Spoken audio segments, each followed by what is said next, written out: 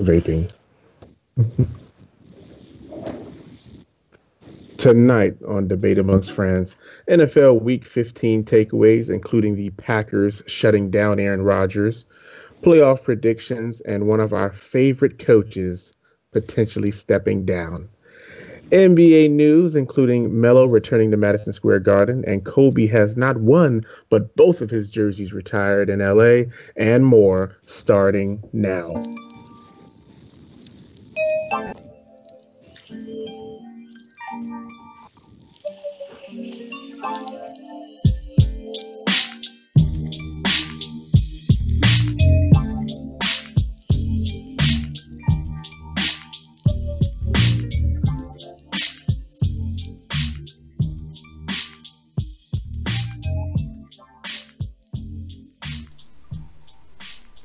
Ladies and gentlemen of the internet, welcome to another episode of Debates Amongst Friends, live on YouTube and on Twitch.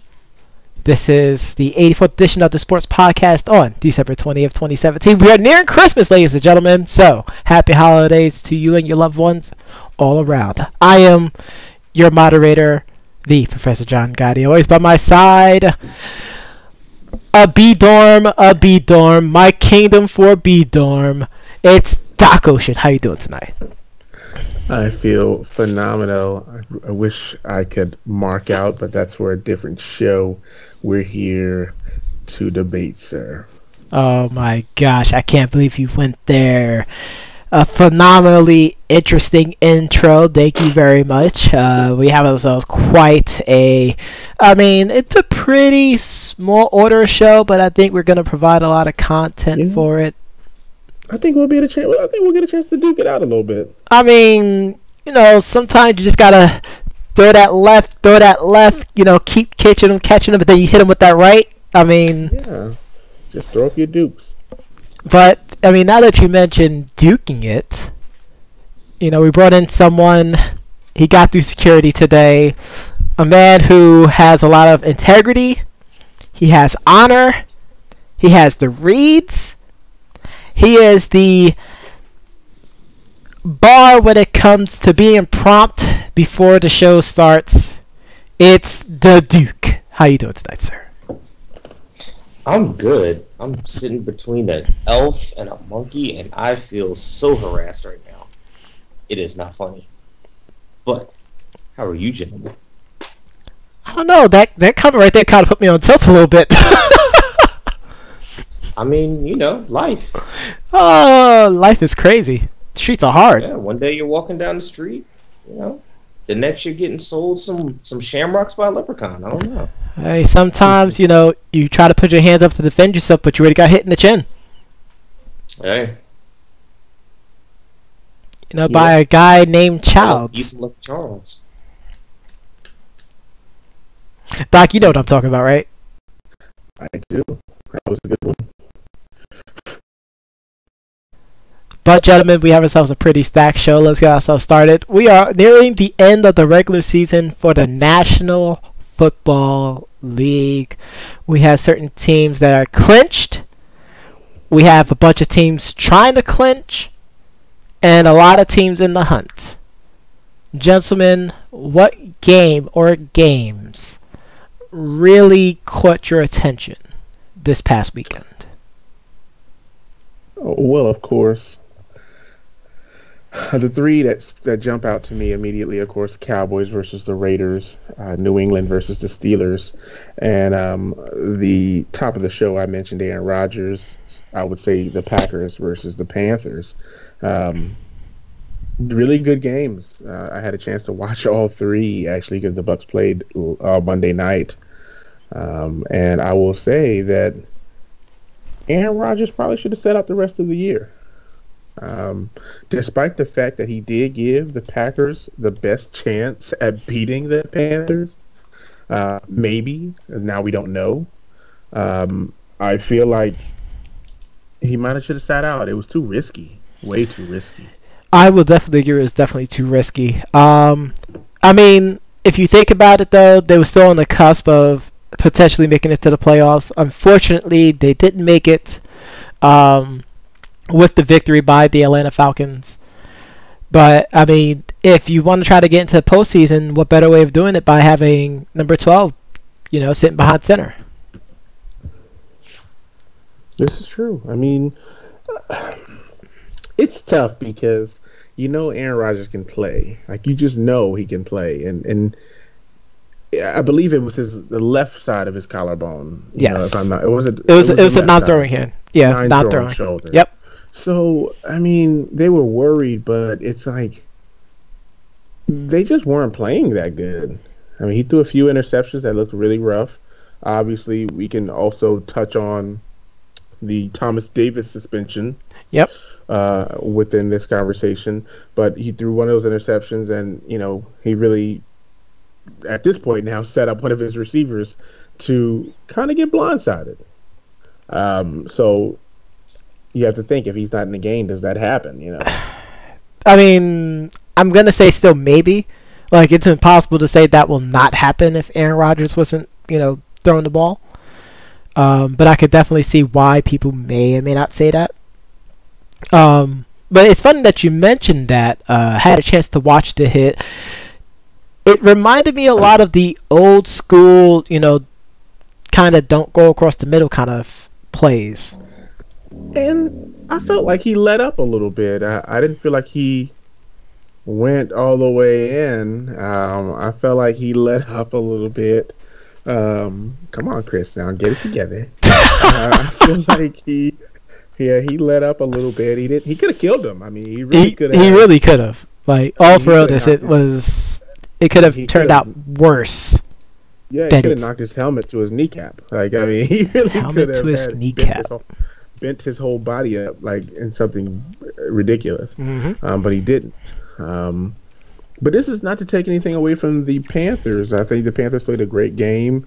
They really got after him. They played great defense. And, I mean, the score doesn't show it, but I really think that they controlled the game for the most part.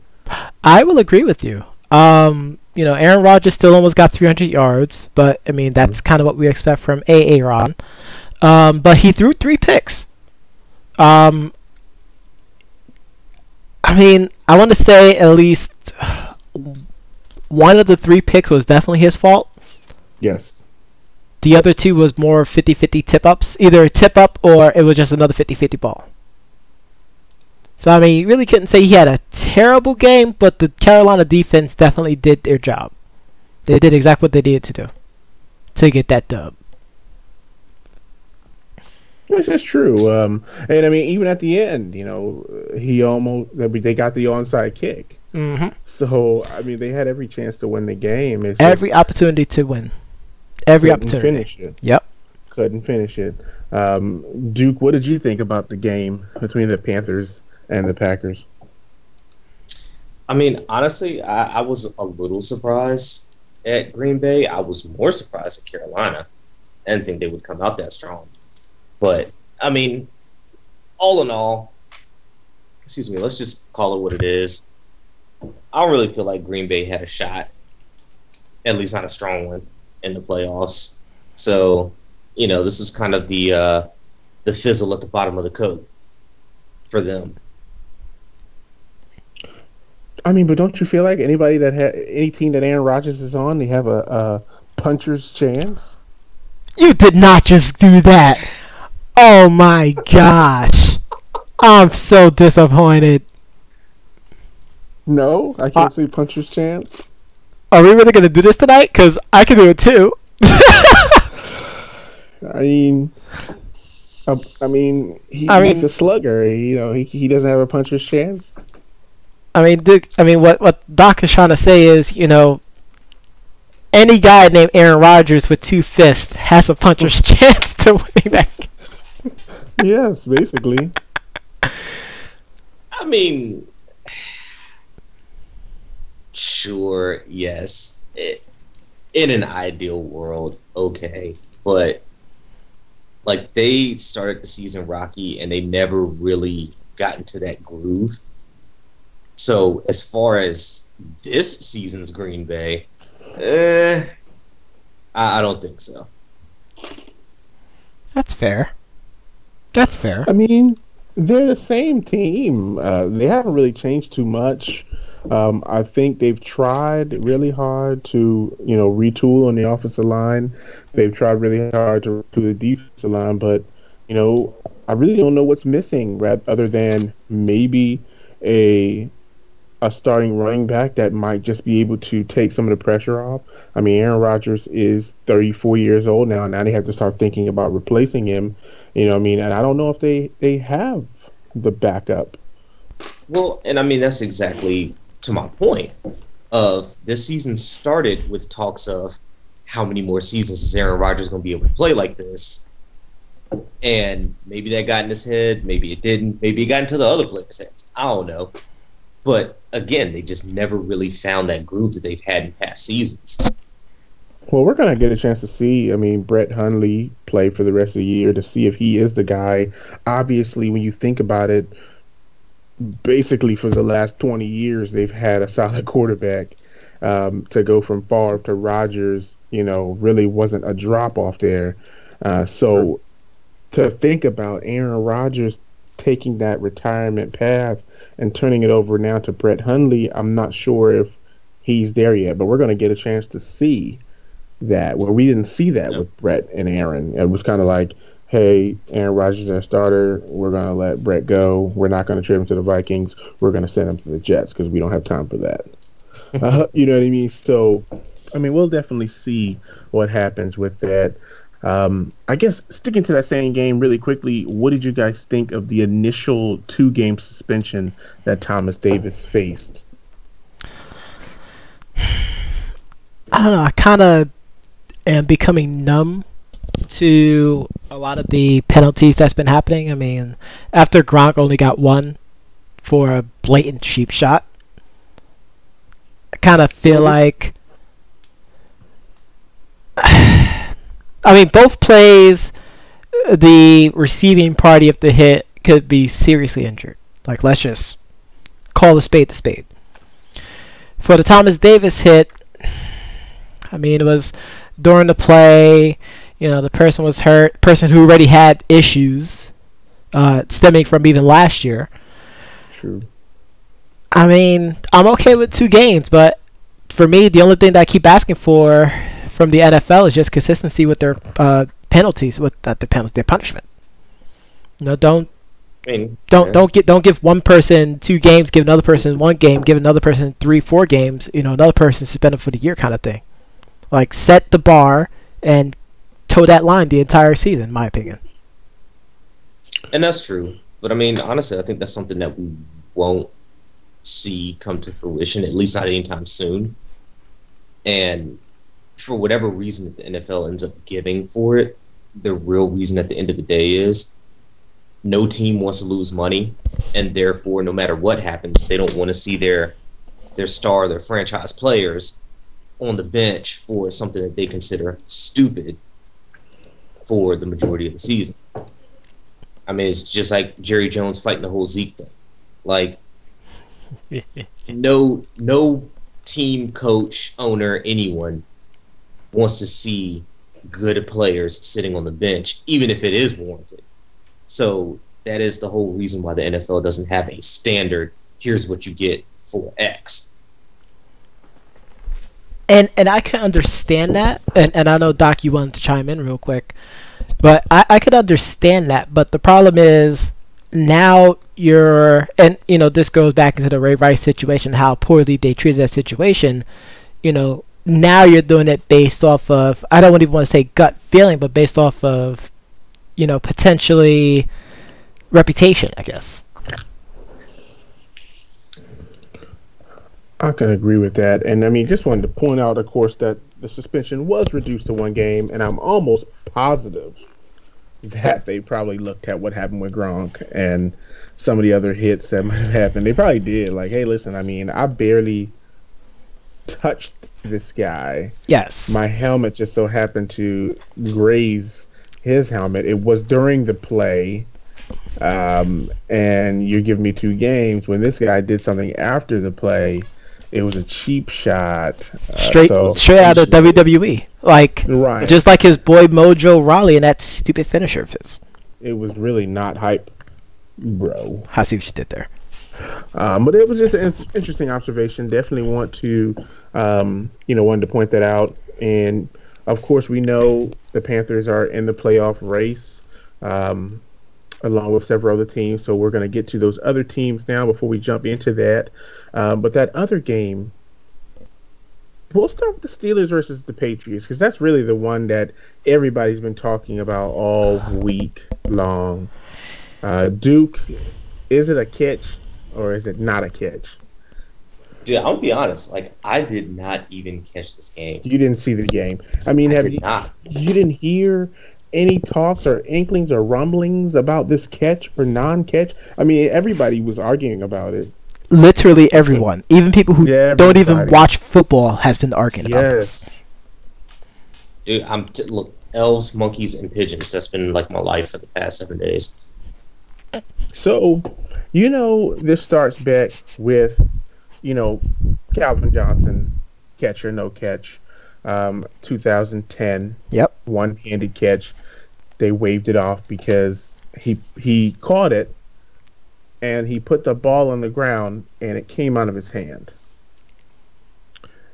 In this situation, it's in the guy's hands as he's diving to stretch it across the end zone, or we'll say the crossing the plane. Crossing the plane.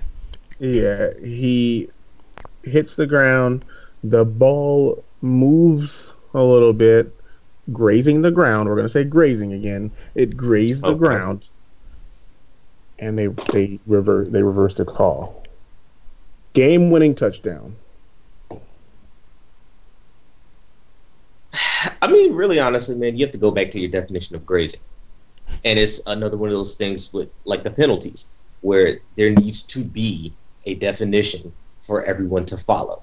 Is it an inch from the ground? Is it touching the ground? Do I need to have grass on the ball? Like, because to me, it would have been. To me, it would have been more a catch, and then maybe he almost fumbled. Initially I thought he took one or two steps, but upon review, I think somebody might have been shown. I might have been watching a different highlight, but it was another player who did the same thing, where he caught it, took one or two steps, and then you drop it, and those are so tricky because it's a difference between catch and fumble. Yes, I mean the Duke was all choked up about this scenario too. I'm sure the Titans have probably faced it several times. But it's getting kind of ridiculous, and they're going to have to definitely revisit the rule.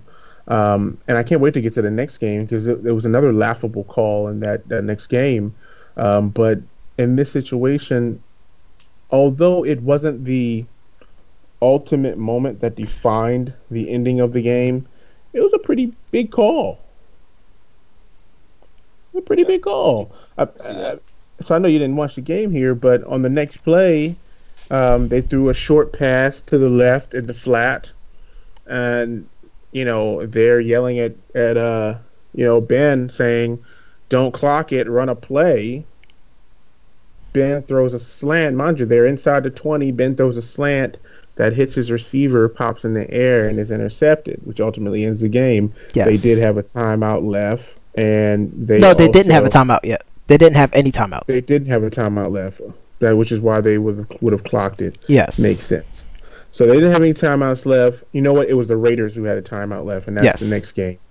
The Steelers didn't have a timeout left. About 15 seconds left. He could have clocked it. He decided to try to run a slant. It's popped in the air, picked off. Game, set, Patriots. But they could have kicked a field goal, tied it up, went to overtime. It happens.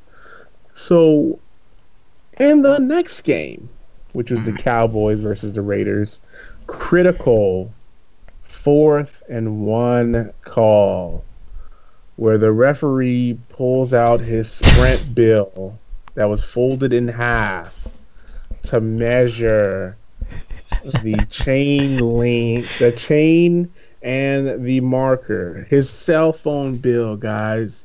Like phone book. His Sprint contract. Yeah, like his Sprint contract, his auto contract folded in half. His HR manual. I mean, it was literally the referee book. He pulled out his pocket to measure this, where I know that that rule has to be an index card, a credit card, a business card, or something like that. Not a folded. Even he had to laugh at it when he did it, because he knew it was pretty ridiculous. Yep. It was ridiculous. I just couldn't get over it. What are your thoughts? So ridiculous that he still did it anyway. I mean, hey, you gotta do what you gotta do, I suppose. But yes, this is another one of the, like, I feel like at the end of this year, when the NFL is in the off season, the commission is going to have to sit down and seriously look at some of these rules and really kind of scrub the book, as we would say, to see what is just completely unnecessary and what needs to be adjusted. Because here now, in 1 week of play, we have had 3 calls come up that have all been very contentious on both sides. And where there should be some rule, guide, manual, something to fall back on, there's not. And again, it's just 1 week. Like, this has been happening off and on all season. I would have been so okay if he pulled out an index card. But the fact that it was like 2 papers kind of, I don't know, it was so weird. Like, I had never seen anything like it. I've never seen it before either. Yeah, like, I mean, I haven't seen anything like that. I mean, I've seen them pull out a card. Like, it's supposed to be an index card, like a regular index card, not, this bill that I pulled out of my pocket, that's folded, and I wish the people could see me, but it was like this. And I'm like, the difference between this side here and the both of them together, and there was this little space here in the middle. I wish people could see me folding this, but this was it. This is a lot of space for a first down. Like, where if he would have did this, there was no first down. And that's the problem that I had with the call. And I wish, and he was laughing about it because he knew that this was ridiculous. I'm just like, look, does anyone know the length, the dimensions of an index card? I know it wasn't what he pulled out. I mean, like, that's all I'm saying. I mean, it was his little note cards that that all referees have, but he had like 2 of them together. Yes, and that was the problem. I mean, for me, the only thing that I took out of this whole thing is the NFL still want the Patriots to win, and they want to somehow make things interesting for the NFC playoff hunt to increase the percentage of the Cowboys making it to the playoffs. That's all I read from this. They want to see Ezekiel, and that's like me being unbiased. Sure. I just feel like it was pretty ridiculous. I hated that part of the game. But of course, again, it hurt. It definitely hurt the rest of that game. Granted, the ending of the game, right? So like I said, that was a big moment, but it wasn't the defining moment of the game. Exactly. Yeah, the Raiders obviously got the ball back. I don't know if you saw the game, Duke, but one timeout. I think they had some good time left. David Carr rolls out, literally running towards the pylon. Could have easily got out of bounds. He could have easily just stuck the ball out and been on the 1 yard line. Gave it to beast mode to punch in. He dove for it. Which, I mean, if you think about it though, you would probably want. Not one-handed. Of course, not one-handed. I probably would have did the old Willie Beeman 2-handed jump, flip over. I would have probably did one of those. I don't even think Cam's ever gone in one-handed. And, no, Aaron Rodgers done that a lot, and I believe that's who David Carr was referring to after the game as well. Possibly. He mentioned Aaron Rodgers was able to do that. You, sir, are no Aaron. Aaron. So he lost the ball clearly, and it became a touchback game. Set Cowboys, match. giving them a glimpse of hope. 20% chance of making it to the playoffs now. 20% to a Cowboy fan is 100%. 20% is over 9,000%. I agree. To those Cowboys fans.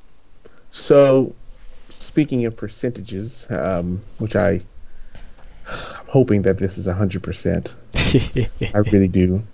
One of our favorite coaches. I mean, this coach, we love talking about this coach. I mean, we talk about this coach a lot, especially me. And I love talking about this coach because I really, really want him to leave this team. Ladies and gentlemen, Marvin Lewis, is he staying? Is he leaving? Will someone please give me the answer to this? Here's my theory on it. So, news broke earlier this week that Marvin Lewis said that after the season, he would no longer be the head coach of the Bengals. Of course, that was rescinded. And, of course, everyone's like, well, what's going on now? I mean, was he lying? Was it just fake news? Like, what's going on? Here's what I think. He's actually leaving. True. But someone broke the news too soon. I'm okay with too soon. It really made me happy.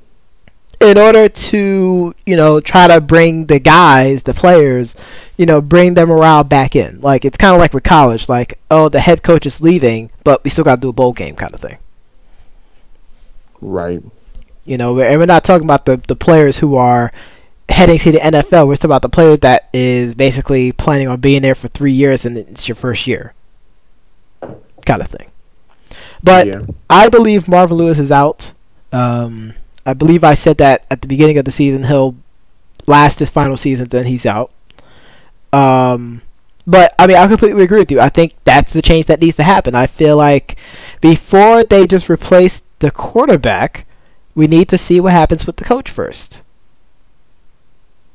Because there's been one constant variable within that organization for such a long time for them to continually be also ran. It's the coach. Well, and I think we talked about it off stream, and I think I've talked to several people. The doc always tries to talk sports when he gets a chance with the millions of Professor John Gotti fans, of course. No, those are tens. those are just tens. So, Marvin Lewis, he gets some questionable players. They have checkered past. He has some aggressive players. I think that's the one thing I do like about Marvin Lewis teams is that they play tough, they play aggressive. Where I always argue and stress and complain about my team's toughness, both on the field and even with the Houston Rockets. I used to complain about their toughness. There are teams that you just see that just play a tougher brand of sports. And the Bengals are one of those teams. I credit Marvin Lewis with that. I think if he was to go to any other team, he would probably be okay. He might just need a change in scenery. Cincinnati, Ohio. Oh boy, is just not a good place to be. I mean that goes even beyond football there. Ohio is not a good place to be. It's just not a good place to be. You can't play to win the game there. You're really just taking the field. And somebody else should probably be crowned. I mean, but it's funny that you mentioned Marvin Lewis. He's definitely the top coach on the hot seat. Here's some others that's potentially on the hot seat. Let me get your thoughts. We'll do a quick fire real quick. And we did this earlier in the season, too, so it's kind of perfect. And we did. Good we already talked about Marvin Lewis. John Fox, Chicago Bears. One more year. They just got a new quarterback, so I think they'll probably give him one more year. Bears stink, by the way. They do. Chuck Pagano, Indianapolis Colts. Probably be fired. Yeah. I think that one's also a long time coming, too. Yeah, I think they gave him the benefit of the doubt because he was sick, and they probably really wanted to keep Bruce Arians, but they, again, he was sick, Dirk Koetter, Tampa Bay Buccaneers. Cutter. but I'll let that slide. It's Cutter. You mean he's gonna get cut out? No, his name is. I know. He said You know what? They weird. put OE, so I'm like Coder. That's the way it's. I mean, that's the way it's spelled, but it's I Cutter. know. But I get it. You know, no. Hey. I mean, you said Pagano. I mean, that could have been anything. I'm just kidding. I am so up in the air about this because I don't know. It's so rough because we're 4-10. I really don't know. You know, honestly, I think we need a clean slate. I don't like the fact that Julio Jones had 15 yards of space around him the other night and nobody was guarding him. No one was guarding him. That was almost all night too. And I feel like with us being able to actually score points on Monday versus the Falcons, I mean, it shows promise and people didn't quit, but ultimately, I don't know if if he was ever ready to be a head coach. I think that he might have been a good coordinator, but it's tough in Tampa. A lot of people want Gruden back, which is kind of weird. I mean, you want Gruden back, and I can understand that, but you got Dirk Cutter as your head coach right now. I mean, will he stay? Will he go? We don't know. The fans want John Gruden back. That's what I'm telling you. So I mean, of course they do because that's what they envision. Like I say the same thing about the Knicks. Like I want certain coaches to come back that I really like. You want Jeff Van Gundy back? Of course. I mean, he internalized the passion and stuff like that. I haven't heard anybody saying they want Jeff Van Gundy. I'm telling you. I know that the fans. I know. Want John Gruden back. Like they've been very vocal about it. They've been all over social media about it too. I yes. personally don't want John Gruden back. I mean, I feel like that ship has already sailed. It'd be like the Redskins bringing back Joe Gibbs. It didn't work. No. I mean, it just didn't work. It's like the Giants bringing back what's his name? Coughlin or freaking. I don't even remember who was before Coughlin, honestly. No, when they won the Super Bowls before, back in the 80s with LT. Oh, the Tuna. The Tuna? You don't know that name? The Tuna? Are you serious right now? Oh, okay, I got it now. Yeah. Oh, my God. Oh, my gosh, I had a brain fart. Oh, my God. Oh, my gosh. All right, so let's keep going. He's probably going to get one more year, I hope, but I don't know. I mean, as long as they don't Lovie Smith him, right? I don't think they're going to do that anymore. But I will say that the GM has not had an opportunity to pick his own coach, so he won't get fired anytime soon because he really has a chance to pick his own coach. So this will probably be Dirk's last year if he doesn't turn it around. Understandable. Next coach, Vance Joseph, Denver Broncos. They've already said he's going to be safe. They don't have a quarterback. It's rough. They don't have a quarterback at all. For a team with a really good defense, that offense sucks. Yeah. Number 6, Jay Gruden, Washington Redskins. He'll probably be there. I think he's safe for like another 3 years. They have a lot of injuries and Is it 3? Yeah. Yeah, I think he's gonna benefit of being there. Plus the family history and stuff like that. Number 7, Mike Mularkey, Tennessee Titans. Ooh. Duke. Yeah, I let the Duke answer that one. I'm gonna say get him out. Wow. Look, I'm just telling you what it is. Tennessee has always had the problem of either having no players in the stable and having a decent coach, or having decent players in the stable and having no coach or no good coach. I feel like this is more the latter. So you feel like Mike Mularkey is not a good coach at all? I do. Well, I won't say at all, but I do think that they can possibly find a better caliber of coach. Okay, before we go... You have all the... Go ahead, go for it. Oh, no, I'm just saying they have all the tools in place. They just need someone who knows how to use them. I could understand that. Before we go to the last coach on this list, I want to ask you, Duke, because the people, you know what they're doing. They're screaming John Gotti's ear. They're pleading, begging, demanding that he ask this question. Who is your ideal coach for your Tennessee Titans? If you get rid of Mike Mularkey. You have a complete field of any coach right now that's available or soon to be available. Who would you want?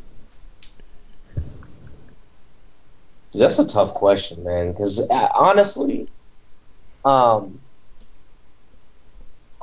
is our boy's name? Not the offensive coordinator that we have now, the one that we had a few years ago.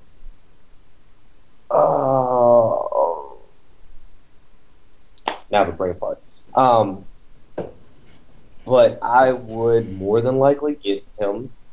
I have to get Chris to look his name. Well, probably not Chris. I have to get Steve to look his name up. But you need someone, whoever this coach is, to have worked with a Tennessee team before. And the reason why I say this is because Tennessee is not special, but definitely not on the norms of the way that a team runs the ball. Tennessee has always relied on either a pass or a run. They need a combination of both.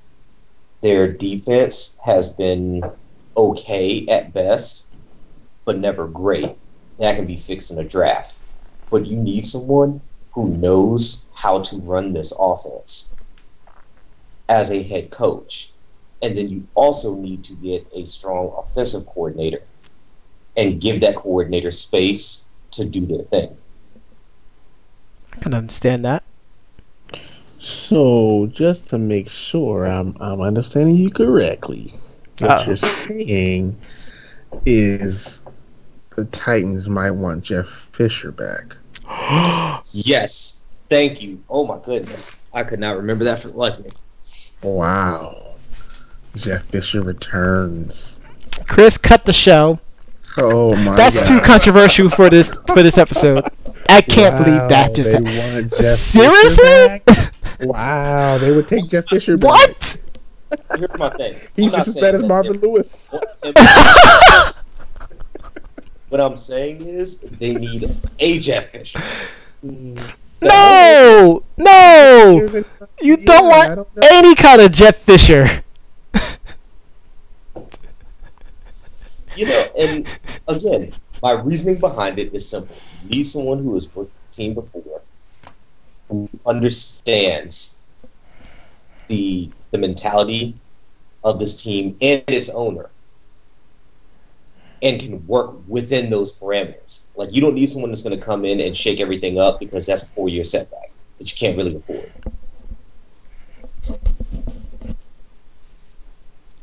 Like, I don't need to rebuild the car. I just need to know how to work the gear shift. There's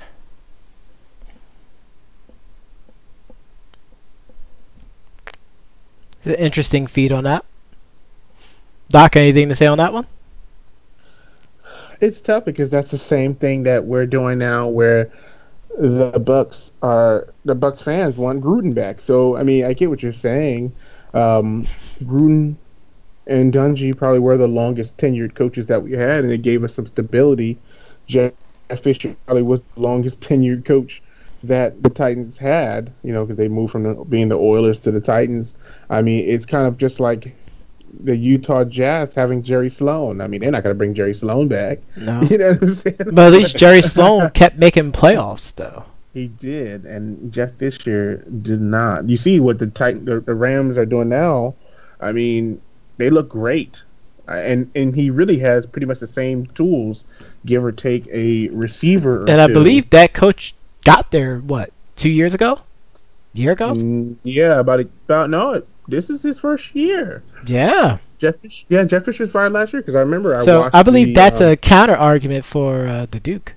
Yeah, I mean, let me tell you, Jeff Fisher Uh-oh. to me is a representation of somebody that just keeps getting jobs. I mean, I don't know how people keep getting jobs, but he just keeps getting jobs for maybe the one Super Bowl that he went to, where maybe that playoff game where they did the Music City Miracle.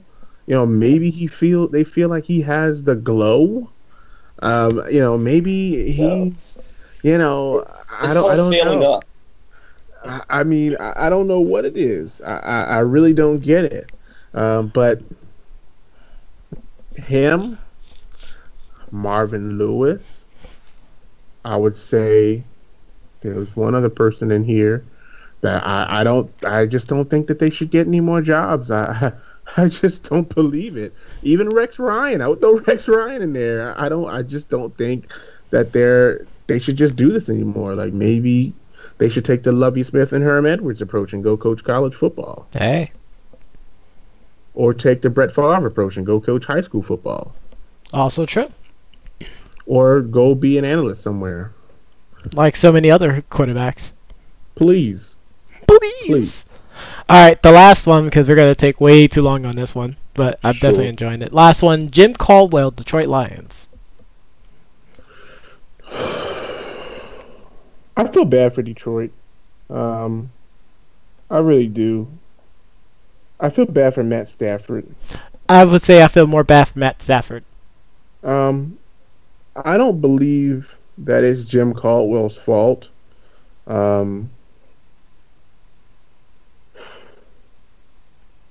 But he's another coach that he's good, but he needs something special to win a championship. Yes. Like, I think when they lost Calvin Johnson, I think that kind of took a lot out of him. Which is weird because Matt Stafford was still throwing up high numbers. Well, and Matt Stafford is a good quarterback despite the fact that he's somewhat injury prone at times. But the one thing about him, he's very tough. Yes. He's no Jay Cutler.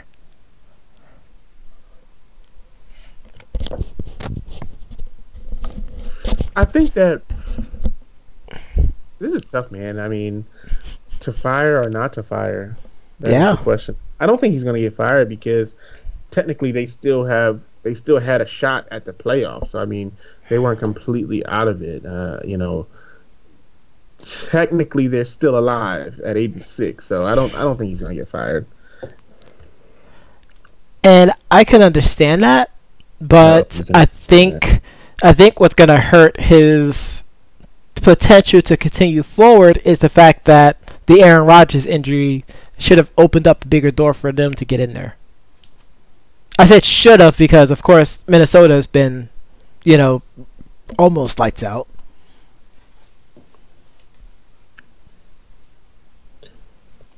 The percentages are so low because of all the situations and all of the, scenarios. The top 6 teams are so strong, but the way Atlanta looked against Tampa, I don't know. But I don't think Jim Caldwell gets fired, though. I'll have to wait and see then. Yes. But let's get away from... hold on real quick. Just as a clarification, I was not actually talking about Fisher. I was talking about Munchak. Okay. I had to have Chris slide that back over to me. his eyes rolled too. Wait a minute.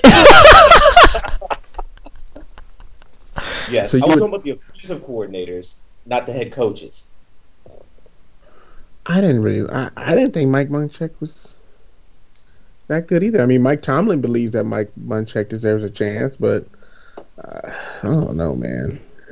I wish the Titans the best of luck. Hilarious. But speaking of luck, of course, and moving on, the Panthers owner, Jerry Richardson, is looking to sell the team. Initial thoughts on that? Abruptly looking to sell the team, of course, because of quote-unquote horrid accusations, as per the New York Post.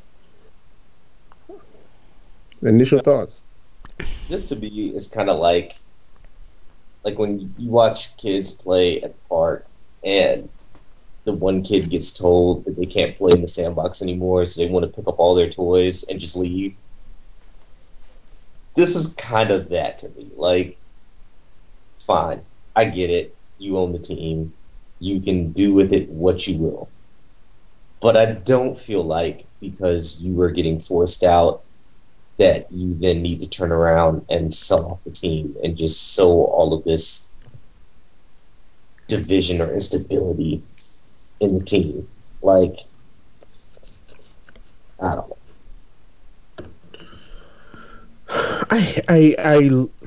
This is a love-hate kind of thing for me, because it's like I love that people are coming out and speaking up against the accusations, and I love that people are coming out and speaking of, these experiences that they had. But I hate that it's been happening so much. I hate it. Like, but I'm glad that people, and it's not just females. It's women. It's men. It's like people when they were kids. Like it's so many people coming out, and it's so ironic because when you think about the history of debate amongst friends, and one of our initial debates on Bill Cosby versus Jared from Subway, when they were jokingly talking about how Jared was going to get a foot long and how Bill was just a rapist. It was like, we were talking about that. I remember like it was yesterday. And people were saying, oh, Bill did it, Bill did it, Bill did it. But now Bill's completely out of the spotlight, and everybody else who may have critiqued him in some way, we're doing the same thing. I mean, that's where it's kind of rough for me. That old phrase of glass houses. Right. I mean, honestly, I feel like it's sad, and I've said this once before, but I'll say it a million times over. I am all for the rights of victims, both to seek justice as well as to speak out against the injustices that they have suffered. However, I feel like it is sad that so many people's lives are getting ruined over allegations and accusations. Take it to court. Let's prove it to the best of our ability in the eyes of our peers, and let some real judgments come down, as opposed to just pointing and saying, you did that one thing that one day to me, and now I feel aggrieved, and thus your whole life gets put on pause or stopped altogether. I mean, could this be true? Probably. But at the same time, I don't really feel like because this happened or this came out on Tuesday, now Wednesday you need to go sell the team. Like, it must have been really bad though. Like, I mean, he must have been doing some really, really dirty things. I mean, according to certain articles, there were some sexually inappropriate comments directed at a female employee, and some racial slurs directed at a former team scout. At least that was what they was able to release. Right. I remember when this first came out, it was dozens of people over numerous years. So, I mean, we'll see. But once again, and again, not taking anything away from the people who experience these things, but at the end of the day, is it worth them selling off the team? It might have been really bad, especially if it's something racial. When you think about what happened with Donald Sterling. Yes. I mean, I was just about to mention him too. The NFL will be like, nah, you got to go, son. You're out of here. You're not going to sell your team. We're actually going to sell your team for you. You know what I mean? You don't worry about it. And I mean, that's my whole thing too. I didn't necessarily agree with that one. And only really because what they were able to prove happened in a private conversation in the home of one of the people having the conversation. Like, it would be different if he had actually said it to players, or players came out and said, oh yeah, he called me that such and such and such and such. But yeah, whatever. But he's not going to say that to the players because that would be career suicide. Unfortunately, the person, as you mentioned, did what they did, within a private conversation. But unfortunately, that's just the way things are today. Everything's being recorded. People have things. People are sneaky now. People trying to look for paydays. And that's exactly my point. I mean, again, I'm not saying that this didn't happen, but what I am saying is, what is the severity of it, and what does that punishment look like? Oh, obviously for Sterling and Richardson, it's selling the team off. Right, selling the team. Again, at least he's getting the opportunity to sell do the that. team, and he's not being kicked out. Like I mean, Sterling maybe. really got it bad. Yeah, but Sterling kind of was trying to fight it, and they just kind of dropped the hammer on him. Like, yeah, that's not happening. Well, and again, that's my whole thing. We don't know that he's not being forced into selling the team. It just hasn't come out as that because he's not really fighting it. And if that's the case, what's the point of owning a team? Well, actually, let me take that back. That's obvious money. But I'm just saying, I can understand that. Well, I guess the real question that I want to ask both of you gentlemen is, taking this into consideration, taking the other account in the NBA into consideration, how does this impact players? Well, let me ask it a better way. Does this begin a new transition? We're not talking about the Me Too movement because, that's only for duking it out. But does this spell a transition in the way that the four major sports ownership must represent themselves? So back in the day, and of course this is looking at it as a baby boomer towards a new age type of thinking now, because now we're in such a new age of media and stuff, so they have to be way more cautious about what they say no matter where they are. Does this now spell a transition in ownership? Maybe we start having a little bit more newer ownerships, or ownerships will have to bite the bitter bullet and keep their personal preferences to themselves, to basically their grave. Like, is there a transition happening, gentlemen?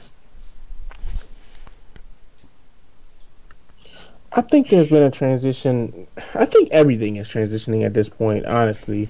I can't even say what I was just going to say. I had to just stop myself for a second here. It's okay. Helen's in her office, she's not going to hear anything. I am not going to say it, but it would just be a conflict. I can't even say it. But there are so many things changing in the world, period. Yes. And I think when it comes to race, although it's changed, it's pretty much stayed the same, and it's so ironic because I'm having I'm having a similar situation about race because it always comes up, and I hate that it always comes up in a negative connotation, but I mean, do we talk about race when it's positive, when two people get together and you know what I mean, and it's positive? We don't ever talk about it. So ultimately, I just think that things are changing, and in this situation, if what he said was so bad that 20 minutes or an hour, he called his lawyers and said, "Hey, bruh, what I said will damage the brand of this football team. I've made millions of dollars, about $1 billion and some change from this team. I think I bought it at 200-something million. It's worth 2-something billion or 200-something billion. It's a ridiculous amount of money, which I think he'll get taxed 25%, which, I'll take 75% of the 200-something billion that whatever he made a difference to protect the brand, because he really cares about the Panther brand. Yeah, or he wouldn't have did this. You know what I mean? That's pretty much what it's all about. He really appreciates the brand. So, I mean, he's got to get out of there. It's still going to come out, but people won't stop coming to see the games because of him. It won't take away from the team. It won't be a distraction. I mean, even though it is somewhat of a distraction because, Diddy's eyeing the Panthers and wants to sign Kaepernick, which makes it so weird. But I mean, I don't know. To sell the team so abruptly, he did that. He did it. Whatever they say. As 50 Cent said in Power, hey man, whatever he said, whatever they say he did that ish. I mean, maybe, maybe not. Like you said, it's all about the brand and whether you did it or not. Something like sexual harassment or sexual assault, the connotation of it is almost as bad as doing it. Well, he did sexual misconduct, so sexually inappropriate comments, plus racially insensitive comments as well too. Right. He did. And again, allegedly. But at this point, we're talking about it like it did happen. Mm-hmm. And so, that probably is why he is selling the team, because he just doesn't want that to stick to the Panther brand. I can understand that, but my counter question is, does him selling the team show any admittance of guilt? I'm not saying that he's saying that he's guilty. I'm looking at it, I want you to look at it as the public eye instead. Well, and again, I feel like the public has already cast their vote. If they didn't, this wouldn't be as big of a story as it is. Anytime that we hear anything like this, our first inclination is not to doubt it. It's to run with it as though it is fact. So, I mean, we as the public, we have already cast our vote. In our eyes, he's guilty. It is what it is. Get him off the field or out the box or whatever. So whether he sells it or not at this point, you still did it. It's just what is going to be the fallout of it. Can he distance himself far enough, fast enough away from the Panthers for it not to affect them? He did that ish. My point. Hey, because most people are, they go innocent until proven guilty, but he was just like, man, I did that junk, man. Let's sell this team right now. Let's take my billions, because I don't want to take a hit for this. Because it's not probably just the team. He probably owns other stuff, and he could probably bury this if he's out of the limelight. He could.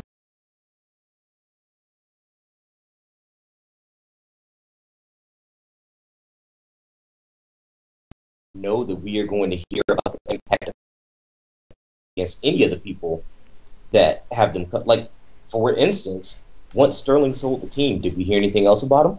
I think anything about any settlements? I think he tried to sue. He tried to sue. He tried to sue. There was a little bit of noise from him, not too much. I'm just saying. That's my whole point. Yeah, he can bury it, but at the end of the day, once he gets out of kind of the public limelight, what's really going to be the odds that we're going to care anymore? Well, it depends on really Charlotte. If they stay in Charlotte, then if they stay in Charlotte, they're going to be good. But if they move the team out of Charlotte, his name will come back up, and they will blame him for this, and they will hate him forever, and he shall be rendered. He shall be rendered obsolete. Wow. And they will delete him. I see what you did there. I appreciate that, though. Well, let's shift away from selling to ending. Oh, yeah. Ending. It's sad. The Seattle Seahawks, their defense, the self-renowned known Legion of Boom, has been terrorizing the NFL for many years. With their 12th man and their hard-hitting, highly intellectual defense. They've seen better days. Gentlemen, is this the end of the Legion of Boom? Can I just say that a Rams player stated that it was like playing the Browns on Sunday? Wow. Playing the Browns? Wow. And then, I guess, there were some tweets between Earl Thomas and Bobby Wagner that went back and forth for a little bit. that just showed some, dissension. Yes, dissension is probably the better word. Not the dissension, but some dissension. I see what you did there. And then people are getting older. Cliff Avrill's 32, Michael Bennett's 32. Earl Thomas is about to be 29. Richard Sherman's about to turn 30, and he's about to be making $32.2 million according to this article. Cam Chancellor's about to be 30. Yep. And he, of course, had the neck injury. May never play again, but if he does, remember, these guys were thinking about retiring last year. So, these safeties back here, they're really taking a hit. So, who goes first? I don't even know. Clearly, out of everybody I just mentioned, I'm not going to lie to you guys. The Seahawks can't lose Bobby Wagner. No. Bobby Wagner is the best player on that defense. I don't care what anybody says. He may actually be Defensive Player of the Year. May. Without Bobby Wagner, I'm not sure.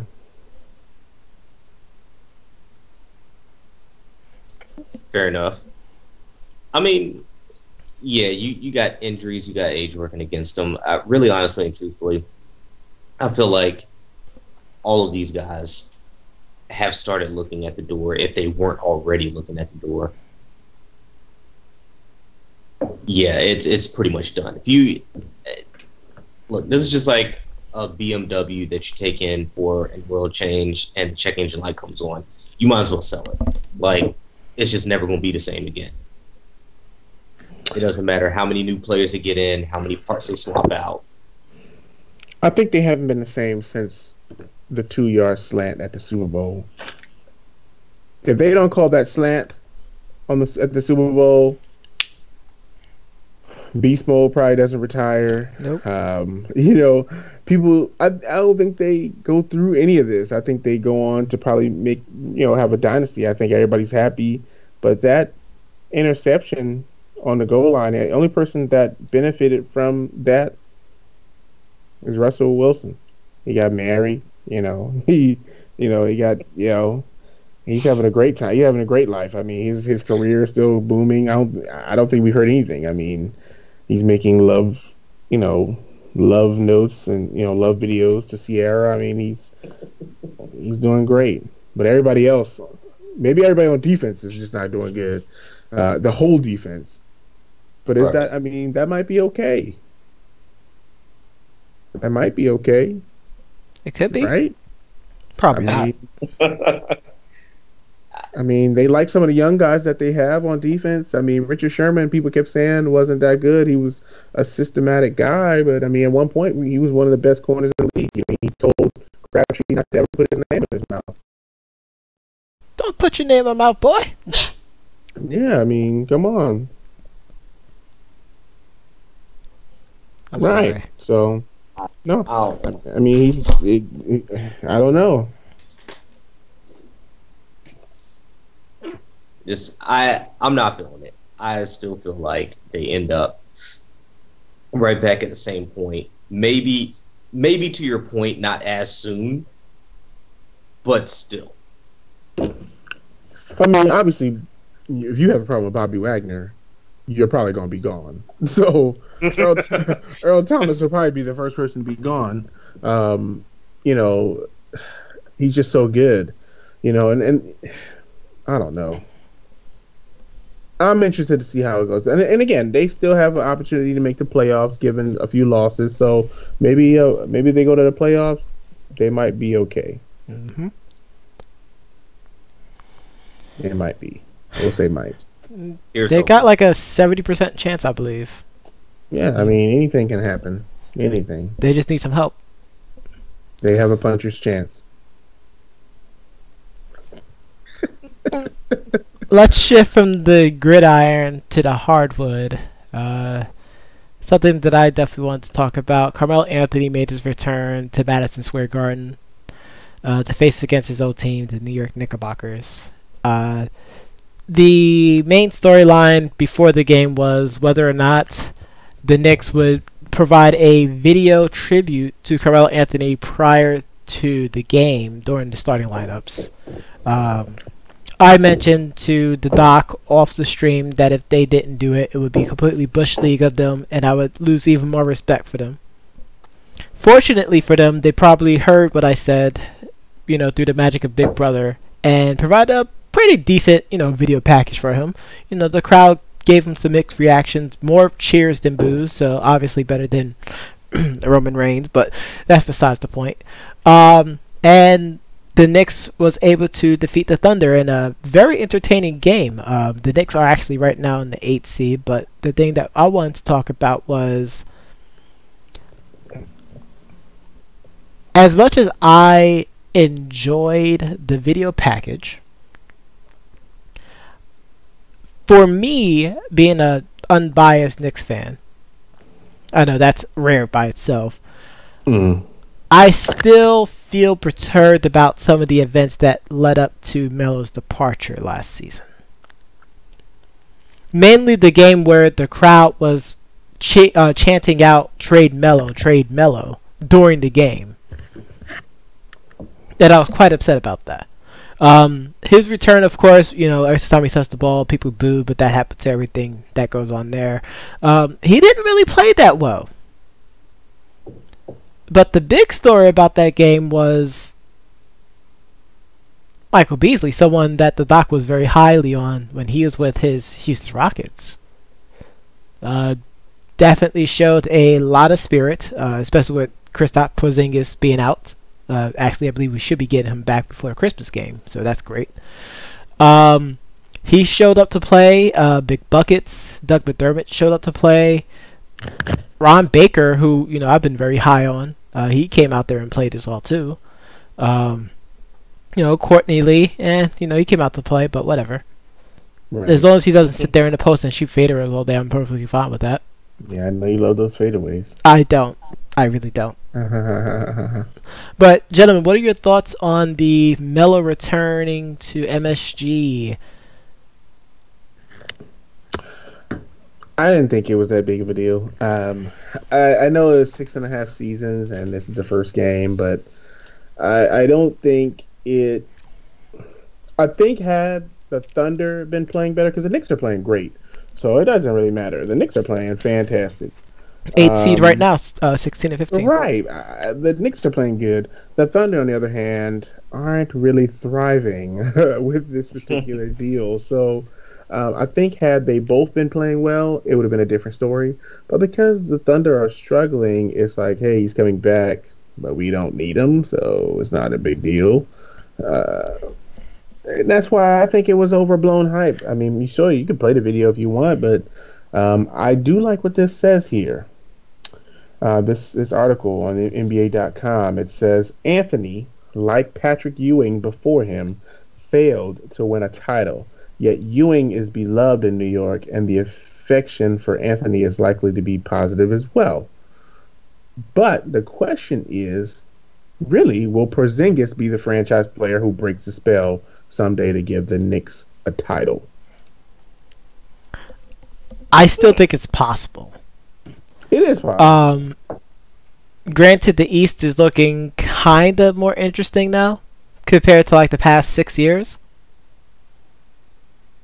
But I still feel like that we still need to draft well.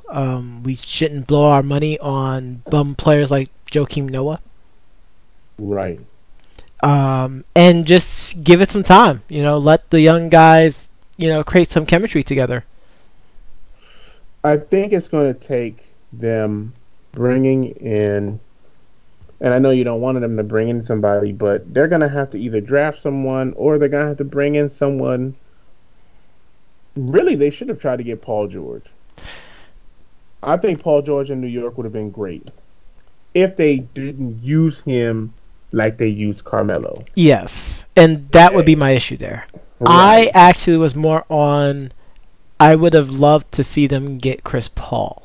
And I know you're not very happy with that statement, but of course, it was someone. It was someone that I even wow, terrible. But it was someone that I've mentioned time and time again. That I feel like his leadership on the floor would help project, because you see it with the Houston Rockets now. Mm-hmm. Like, Houston Rockets are a scary team.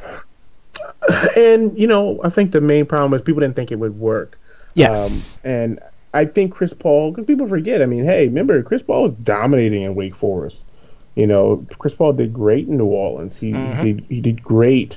And imagine he could have been in L.A. He still could be in L.A. right now if they would have let that trade go through. And for the Lakers. Yes. Not for the Clippers. Because who cares about the Clippers? Right. But I say all that to say, I agree. I think Chris Paul would have been great in New York, and it would have been good. Only thing is, I know that you didn't want to give up your young stars. And you already know, if we had to give up Patrick Beverley, Lou Williams, Sam Dekker, and picks, and Hernan Gomez would have been over there. You already know that I don't think they would have took Ron Baker. They would have probably took... They would have took Ron Baker. They would have took Ron Baker. Of the people that you actually like, they would have taken, because the Clippers... Ron Baker, Hernan Gomez, Kuzmiskis... Probably everybody who isn't nailed down to the floor, and the only person that's nailed down to the floor is KP. Yeah. Yes. So, absolutely. I don't know. That's it, though. The Rockets, we could give it Patrick Beverley because he's injury prone. We can give it Lou Williams because, six man. We got Eric Gordon. We feel okay with that. We can give up Sam Dekker because we're unsure of his development and growth. I was always unsure of that. So I was okay with them trading him. At first, I was like, I don't know if this is going to work because, hey, two ball-dominant people, I don't know. But right now, it's like, hey, you go down and take the shot. You run the pick and roll with Capella. All right, on this possession, hey, you go down. You run the pick and roll with Capella. And basically the person who really benefits from this is Capella. Capella is definitely making a statement for most improved player as well, too. But can I also tell you that Eric Gordon scored 33 the other night? So he did score 33. In fact, he helped bring the Rockets back. Right. You have Trevor Ariza. You have Luke Amute. Yep. I had a safety there. I always struggle with that one. That's a tough one. You might not think it's a tough one, but that is a tough name when you're not really thinking about it. But also, you still have Ryan Anderson. And I haven't heard anything about Ryan Anderson. Nene, Trevor Ariza scores his points. Mm-hmm. But I really think the key signing this offseason really was P.J. Tucker. I think P.J. Tucker comes in and plays some solid minutes. I think that's ultimately where we've gotten better is our defense on the second unit. And I think the Knicks, when they get that production from the second unit, I think they'll be a tough team to beat. Absolutely. And I'm looking forward to it. But, I know it's going to take time, so I can be patient about it. I just don't want them to make the same mistake with Melo again. That's all I'm trying to say. This is true. This is true. This is true. I don't know. We'll see exactly what happened, but I don't think it was a big deal. For me, the only big deal was, we got the win, so I'm always happy about that. Like I said, for me, during the game, and unfortunately I was able to watch the whole game because I didn't have the channel because, cable sucks. Shout outs to Spectrum. But I was able to watch all the highlights for it, more extended highlights. So, watching like Ron Baker hitting threes, McBuckets hitting threes, watching defensive intensity, watching Michael Beasley, who people laughed and scoffed at before the season started, that he's going to try to average 30 points a game, is starting to kind of sort of shut up the naysayers. I kind of wish that he'd be a little bit more consistent with his point output. We still got the defensive intensity. We got Ernest Cantor possibly coming back soon as well too, despite all the craziness that's happening with him in Turkey. But that's maybe something that someone could be duking about. But that's besides the point. So keeping down with it, let's talk about our last subject. Kobe Bryant had his jerseys. Yes, ladies and gentlemen, jerseys, not one, but 2 jerseys, retired last night at the Staples Center. His first number, number 8, and his second number, number 24, or as people like to call it, the Black Mamba number. Wow. Is now hanging up in the Raptors out at the Staples Center. And of course, the Lakers played as well too, but who cares? So I didn't get a chance to really look it up as to why he switched his number. But I think it was a growth thing, if I'm not mistaken. But the fact that he had both numbers retired is pretty cool. Yes. It's pretty sweet. I mean, not that anybody else on the Lakers right now would even deserve to wear them. But it's pretty cool that they did go ahead and retire. I mean, he's probably going to go down as one of the best Lakers of all time. One of them. Not the best Laker, but just one of them. So we'll see exactly what happens. And really go from there. I mean, I don't know. Well, Lakers didn't win the game. They didn't. That's why I said it didn't really matter about the game. Here's the thing that's really interesting that I don't know if you or Sir Duke knew about, but Kobe Bryant for both numbers, for both jersey numbers, have almost identical scoring numbers.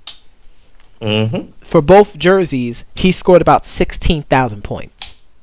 Well, over 16,000 points. I'm sorry. Which is crazy. I was reading that, and I was like, oh, that has to be a typo. But no, it is not. No. It is not. It's Kobe, Kobe put the ball in the basket a lot. Of course, the 3 titles with number 8 and the 2 titles with number 24. But, I mean, I can definitely agree with you, Doc. Definitely top 5 Lakers of all time. But since you mentioned top 5s... I mentioned top 5s? I just said that he's just going to go down as one of the top. You did this. You did this to us. Yes. Yes, you did. Who is the top Laker of all time, in your opinion, gentlemen? It'll always be Kareem. Kareem will always be number 1 for me. I mean, dude, that's a pretty strong number 1. I think it'd be Kareem, Magic, Kobe, Shaq.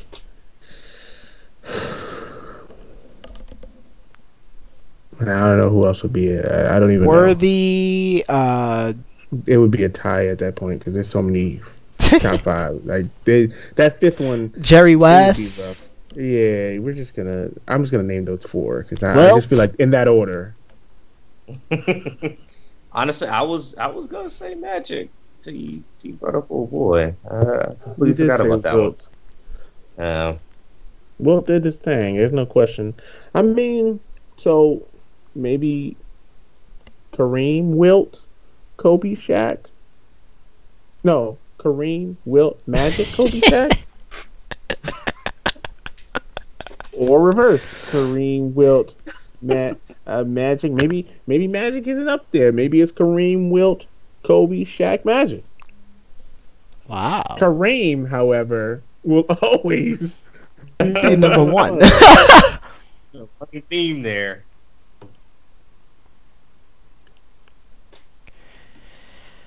If I had to make a top 5, I'll let Duke think about it because he seems kind of confused and he's probably put on tilt a little bit. Honestly, I'm with Doc's. Wait, which one? He had like 5 iterations right there. Actually, let me there's no blanket answer on Debate Among Friends, brought to you tonight by Stella Twas. Nah, I'm gonna push this out as Wilt, Kareem, Magic, Kobe, and then Shaq. I'm gonna bump out Shaq and substitute for Worthy. Ooh, Shaq was too dominant. I'm sorry. and that's fair. But at the same time, I don't know that it was so much so that Shaq was just that dominant, or that Shaq was just that dominant in that conference. My top 5. Kareem number 1. He deserves it. I'm not dumb enough not to put him number 1. Like, You have to. I'm gonna put Magic number 2. I'm gonna put Kobe number 3 because I love the tenacity that he brought, the Jordan-esque flair, Mamba. the Mamba methodology. I like the fact that he can hit a shot at any point of the floor. Exactly. I love that about him. It was a nice, interesting strike. That was number 3. Number 4, I'm gonna put Shaq. I mean, the most dominant big man, for a certain period of time in all of NBA history. Like, as much as I didn't like, how things turned out for the Kings, I mean, it was no one could stop him until Ben Wallace. Yeah. Uncle Ben. Number 5. I'm at a toss-up between Wilt and Jerry. That's a good toss-up. Because on one hand, Wilt is, it's Wilt. Big Dipper. Come on. Right. Versus the guy who's the frickin' NBA logo. This is true. That's just the beginning of that conversation. And then taking into account everything he did for the Lakers after he stopped playing. I take that kind of stuff in consideration as well too. So 5, I'm put 5A and 5B. I put them both in there because I don't want to put one of them as number 6. All right. Number 6 would be James Worthy. That's cool. I can live with that. So I'm gonna pull up 2, maybe 3 different lists. So let's see. And these are interesting, of course. And I think this is gonna be great because, of course, people know, and if they don't know, they will know now that we will be doing the top 5 Dead or Alive, of course, show. But let's go over the first list here. Is this top 10 greatest Lakers? We'll just go to top 5. This list has Magic as number 1. Okay. Number 2, Jerry West. Number 3, Kareem. Number 4, Kobe. And number 5, Elgin Baylor. I forgot about Elgin Baylor. Crap. Yeah. Well, you know what? Baylor. I would make Elgin Baylor number 6 and then James Worthy number 7. James Worthy on this list is number 6. Yep. Followed by... Oh, this kind of doesn't count. He's an announcer. I don't know why they have Who, him on Bob this list. McAdoo? No, it's Chick Hearn. Chick Hearns, yep. But after that would be Wilt, Shaq, and then they go to the owner, Jerry Buss. And I think it's because Wilt was towards the tail end of his career. The next list shows Magic again, number 1. Mm-hmm. Kareem. Yep. Kobe. Okay. Shaq. Yep. And then Wilt. Followed by Jerry West, Elgin Baylor, Worthy, George Mikan. George Mikan. And the surprise for me in this situation at number 10, which could cause some laughs, Paul Gasol. I won't laugh about it. He brought 2 championships for them. Over This Derek is true. Fisher I mean, and Byron Scott. I'm not saying that they're right, but I understand why they put him there. right? Like you have to recognize. I mean, if we're gonna do a base over that, then I mean, why not Robert Horry above him? Big shot Rob. Big shot Bob. Big shot. Maybe because he hit those shots for the Spurs also. He also hit that shot for the Rockets too. Maybe that's why he's not on the Lakers side because Hilarious. on them, and they hated it. So for this last list, again, Magic number 1. Yep. Number 2, Kobe. Number 3, Kareem. We'll say number 4 is Shaq, and number 5, Elgin Baylor. With Wilt number 6, Worthy 7, George Mikan at 8, Gail Goodrich. Gail Goodrich. Crap, another person, another good player. And I think that's the end of the list there, actually, because they had I don't know why they do this. This is so stupid. They had the owner on the list. Oh, It's just pretty stupid. Yeah, I hate that. I skipped it because it's dumb. Actually, Dr. Bus. no, they didn't. I'm sorry. No, let me go back. That's my fault. They used a different picture, and I skipped over it because it was dumb. So let me go back. It's actually number 1, Magic. Number 2, Kobe. Number 3, Kareem. Number 4 was Jerry West. But they used a basketball picture for everyone else. But for him, they put him in a suit and tie, so it kind of threw me off. So I just skipped right over it. Number 5 was Shaq. 6, Elgin Baylor. 7, Wilt. Mm-hmm. Then, of course, 8 Worthy. 9, Mikan. And then number 10 was Gail Goodrich. So I think most of these are pretty solid. Of course, the Paul Gasol one was still kind of laughable, as you said. But I mean, if we're going to talk about the most valuable Laker of all time, I mean, it starts with Dr. Jerry Buss. True. Like, forget all the players and all their accolades. Like, it would have never happened without Dr. Jerry Buss. Fair enough. So I just want to put that part out there so the people will understand that we at the Beta Bunk Friends think deeper. And we don't just look at just championships and points scored. We look at things at a bigger picture. But that is our end game, gentlemen. It is time to do our final thoughts. We'll start it off with the Duke. What are your final thoughts this week? Oh, man. So, not barring anything away from the holidays, happy holidays to everyone listening. I hope it is filled with overeating, family fights, and those few quiet moments where you can sneak away for a drink from your flask or a cigarette from your cousin. I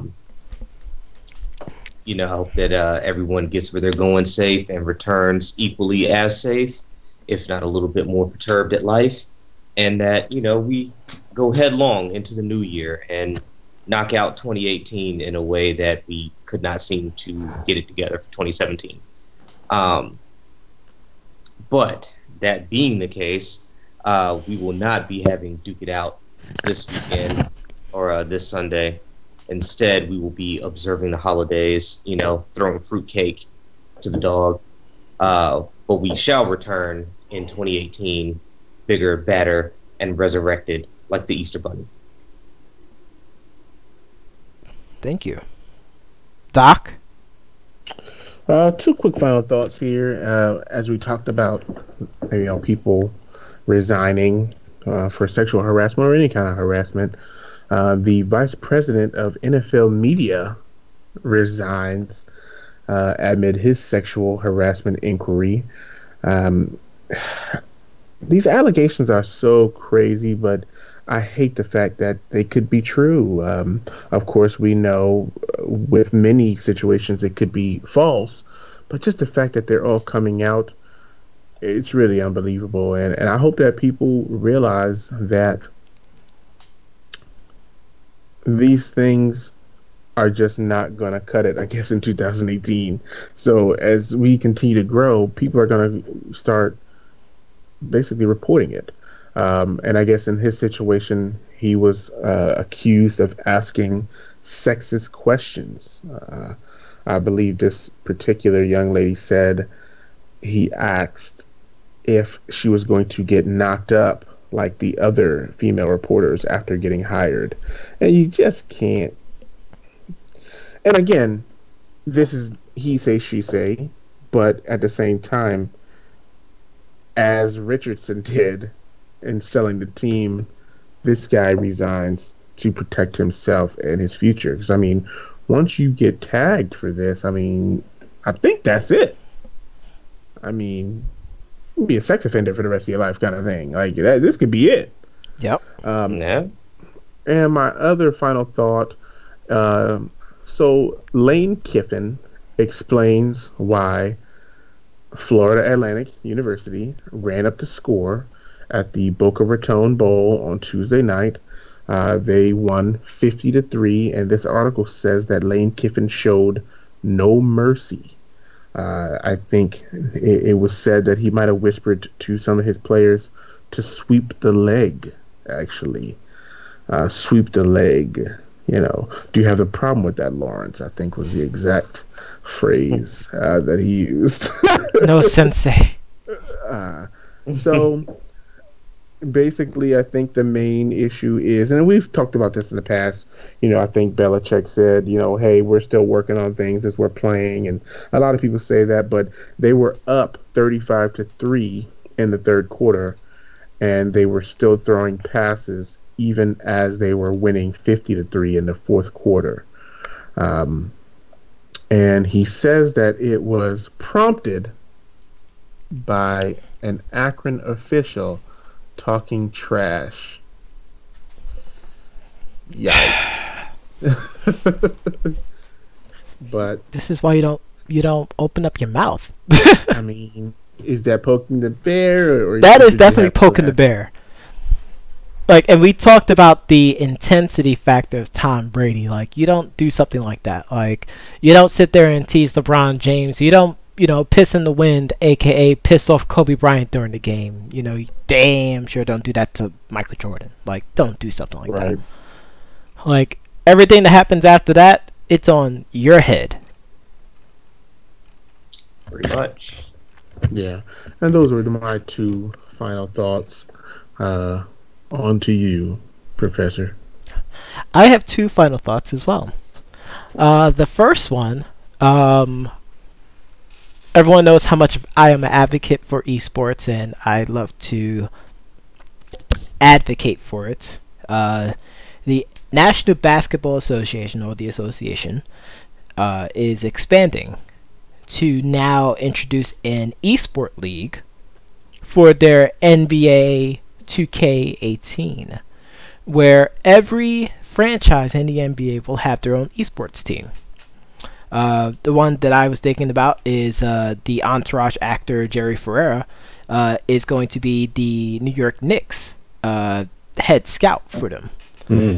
So for me, thinking about it, you know, 5 years ago, and how much people laugh about professional video gaming and how, you know, playing video games is necessarily a sport.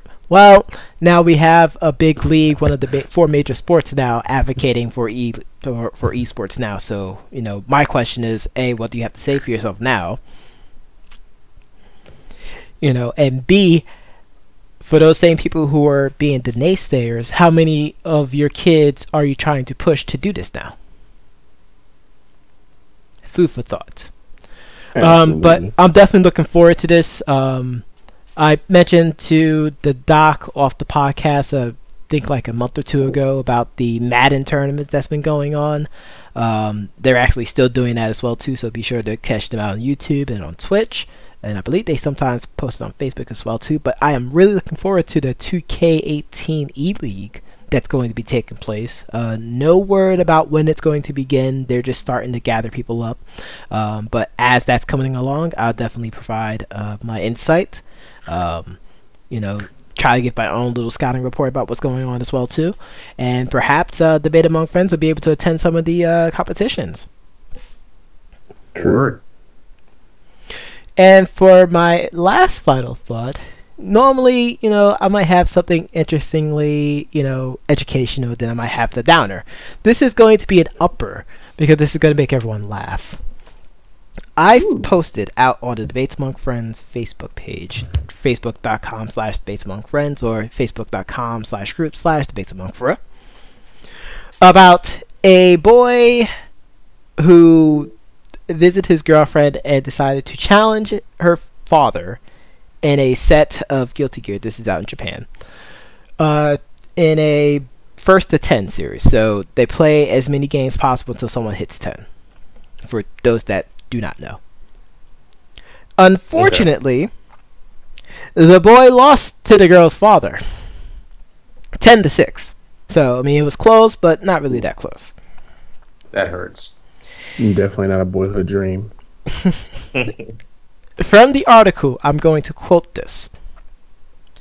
Since he won the father, he declared that the boy couldn't be his daughter's boyfriend. He claims that he is the worst in his family at Guilty Gear, but he's still been playing since the first game.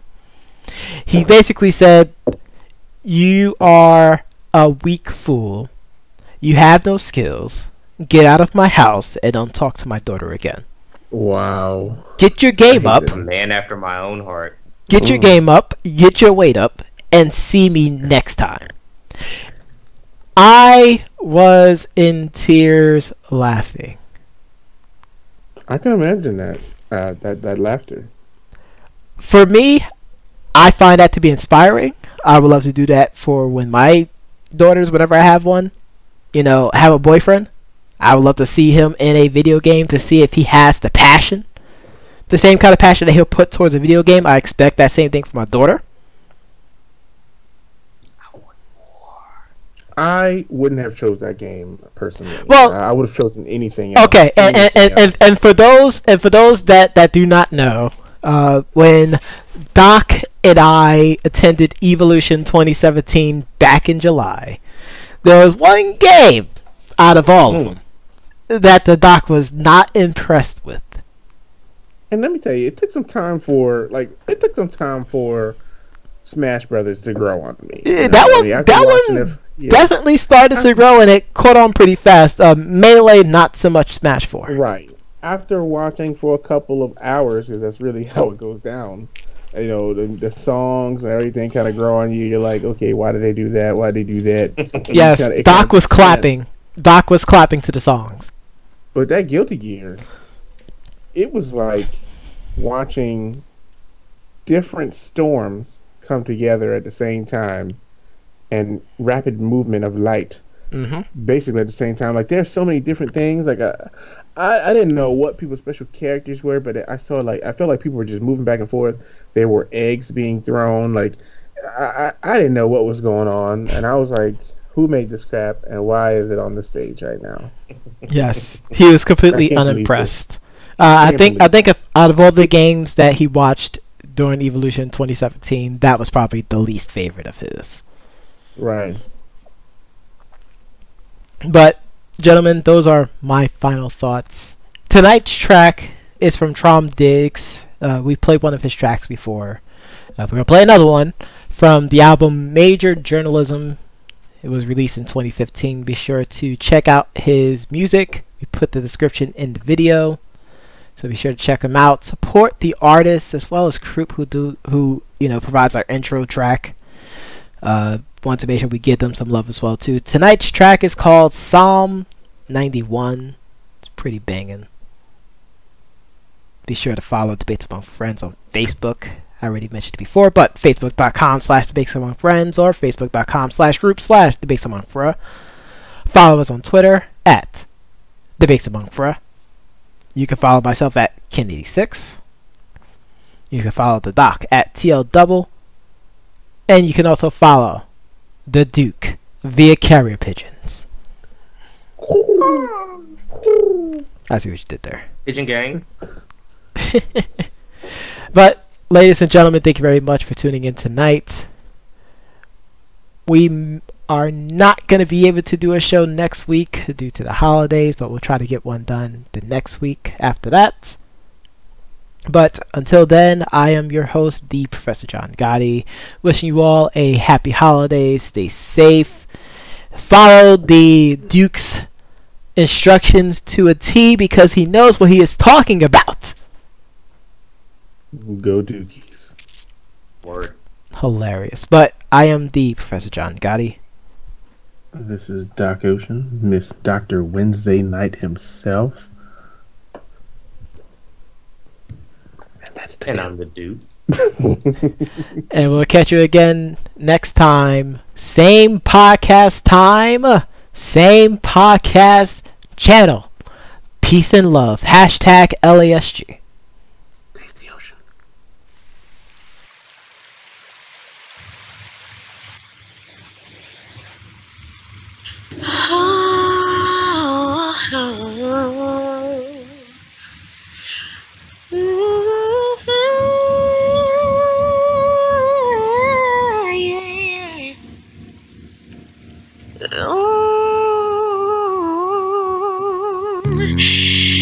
Got these voices in my head,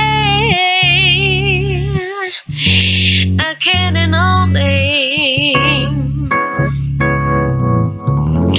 I still can't stay in my pain, though I try to avoid it. The price of fame is high, thought I couldn't afford it. But these voices in my head, they're telling me to go for it, yeah, yeah, yeah, yeah. Voices in my head telling me yes, telling me go for it. Voices in my head telling me yes, telling me go for it, yeah.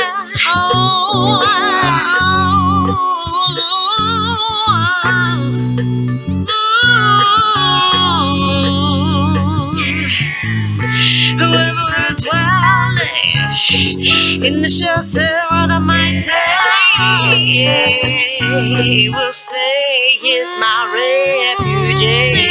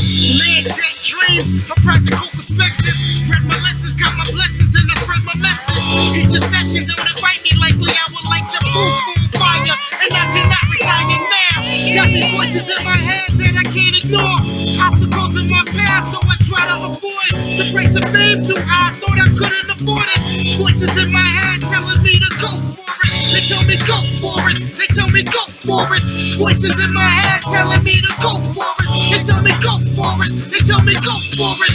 Voices in my head. Yeah, yeah. I love my brother Joe. I love my cousin Kurt.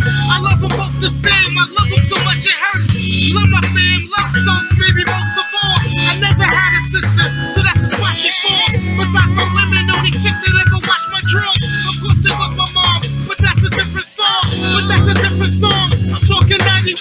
I'm talking hell on earth. The money, listen to guns.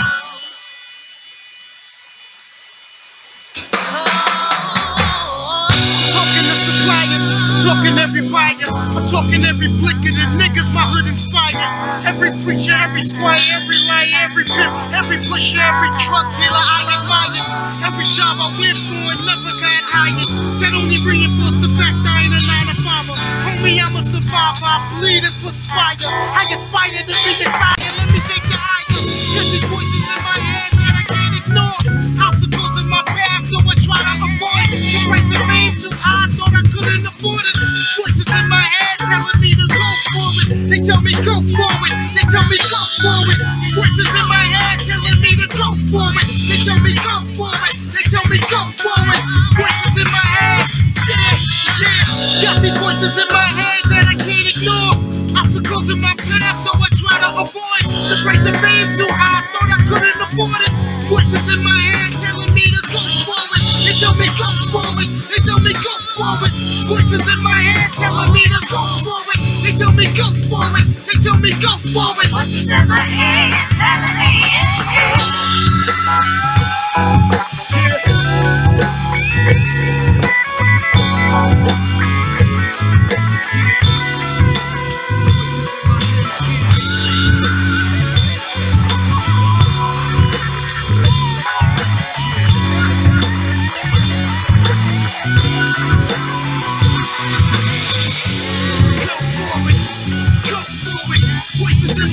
telling me to go for it, go for it, go for it. Voices in my head telling me to go for it. They tell me go for it. They tell me go for it. Voices in my head telling me to go for it. They tell me go for it. They tell me go